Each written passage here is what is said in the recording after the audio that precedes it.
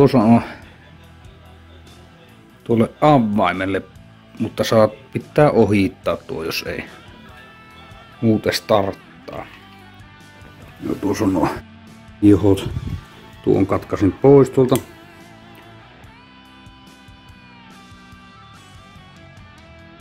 Piippi. Mustapunainen. Tässä on resu tämä. Mihin ei ollut avainta, niin litan näin. Sitten käännetään päälle. Noin.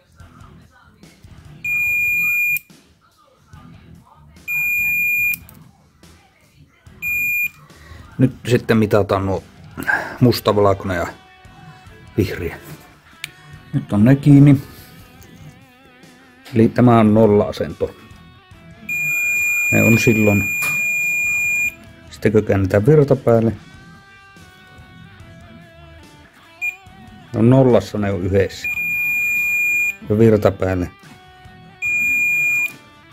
Joo, eli niitä ei laiteta kiinni. Tuossahan nuo on. Nuo jää pois. Musta ja punainen yhteen.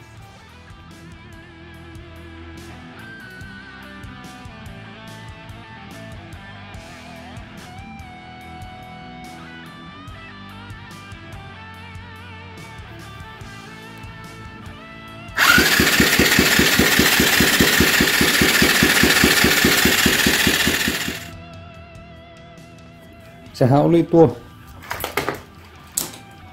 tämä rikki. Niin kuin arvasin, johotkin oli väärinpäin.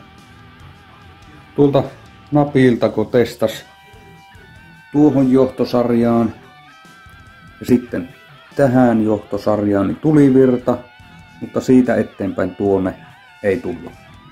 Noiden väliin, kun paino nappia. Mutta nyt tulee.